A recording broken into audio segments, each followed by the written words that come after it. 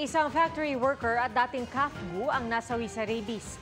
Nakuha po niya ito sa asong kumagat sa kanya noong pang Agosto 2024. Ang biktima hindi raw nakumpleto ang bakuna kontra rabies. Babala po, sensitibo ang video ang inyong mapapanood. Nakatutok si Jonathan Andal, exclusive.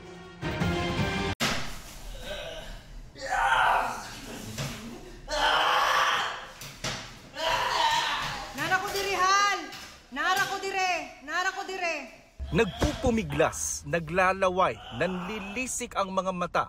Ganito pinahirapan ng rabies ang 31 anyos na si Janelo Limbing, factory worker sa Laguna. Ang kanyang mga huling sandali habang nakatali sa kama sa ospital, kinunan ng kanyang partner na si Eva, nakabuanan pa man din.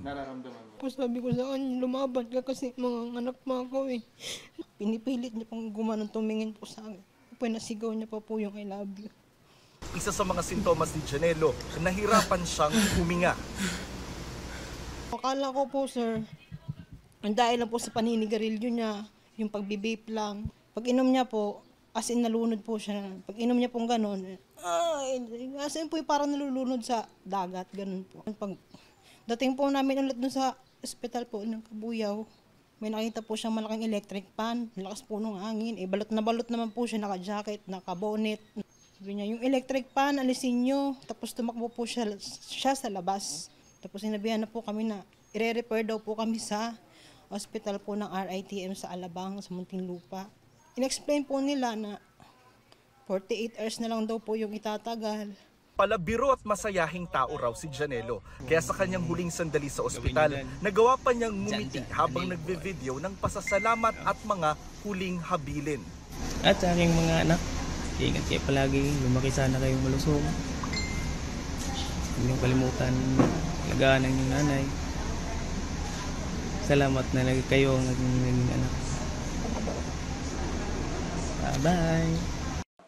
May 15 unang nilagnat si Janelo. Pumanaw siya nitong May 18. Ayon kay Eva, crinimate nila ang labi ni Janelo. Hindi na raw kasi ito pwedeng ipaimbalsamo dahil may rabies pa rin daw ang katawan nito. Ang rabies virus galing sa asong nakatali sa labas ng bahay ng kapatid niya sa Cavite. Nakagat si Janelo noong pang August 2024. Natuklap daw noon ang kuko niya sa kamay. Ang aso naulol daw agad kaya pinatay. Nagpabakuna raw agad si Janelo pero isang beses lang.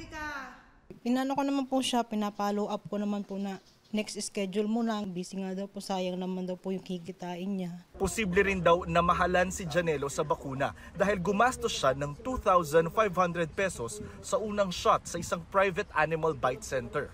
Naulila ni Janelo ang dalawang babaeng anak na grade 2 at grade 4. Babae rin ang paparating ng pangatlong anak nila na binilhan pa ni Janelo ng mga gamit.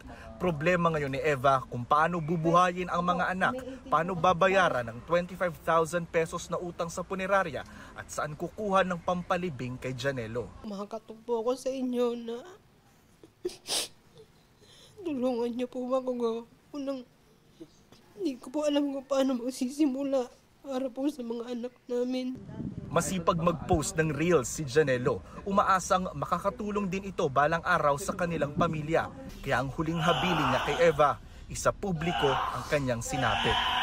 Mula Kabuyaw, Laguna, para sa GMA Integrated News, Jonathan Andal, nakatutok, 24 oras.